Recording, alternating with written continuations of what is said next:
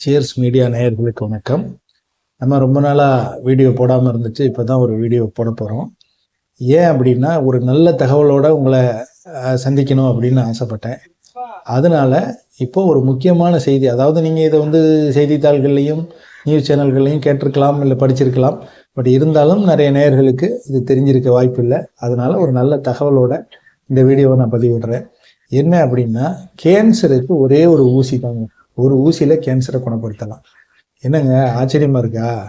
இல்லை, நீங்கள் யோசிக்கிறது உண்மைதான்.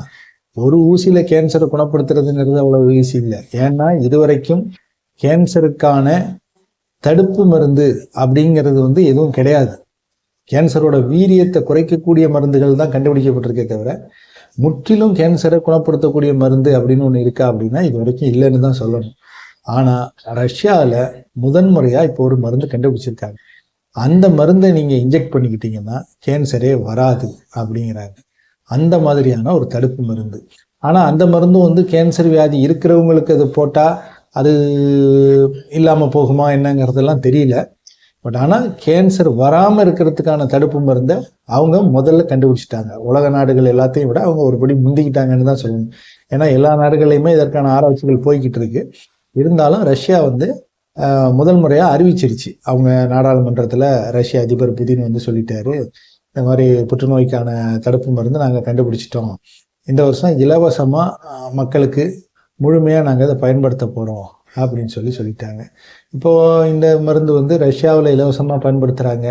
அதனால இது இப்போ இந்தியாவிலேயோ இல்லை மற்ற உலக நாடுகளையோ எல்லாருக்கும் இது கிடைக்குமா, அப்படியே கிடைச்சாலும் அது இலவசமாக கிடைக்குமா அப்படிங்கிறதெல்லாம் தெரியல. மேலும் இது மற்ற நாடுகள் எல்லாமே ஏற்றுக்குதா, இதை அங்கீகரிக்கிறாங்களா இந்த மருந்து அப்படிங்கிறதும் இன்னும் தெரியல. ஏன்னா இப்போ உலக மருத்துவ கவுன்சிலு, வேர்ல்டு ஹெல்த் ஆர்கனைசேஷன் இதெல்லாம் அவங்க என்ன சொல்கிறாங்க, இதை எப்படி ஏற்றுக்கிறாங்க அப்படிங்கிறத பொறுத்து தான். அவங்க எல்லாமே அப்ரூவல் கொடுத்துட்டாங்க அப்படின்னா இது தடை இல்லாமல் எல்லா நாடுகளுக்குமே போகும். அப்படி வர்ற பட்சத்தில் நம்மளுக்கு அது இலவசமாக கிடைக்குமாங்கிறது தெரியல. கிடைச்சா ரொம்ப சந்தோஷங்க. எப்படியோ போலியோ இல்லாத இந்தியா மாதிரி ஒரு புற்றுநோய் இல்லாத இந்தியாவை நம்ம பார்க்கறதுக்கு அநேகமாக இந்த விஷயம் ஒரு அடித்தளமாக அமையும்னு நம்புகிறேன். எப்படியோ ரஷ்யாவோட முயற்சி உலகம் எல்லாத்துக்குமே ஒரு நல்ல பயனுள்ள ஒரு விஷயமா அமைஞ்சா நல்லது.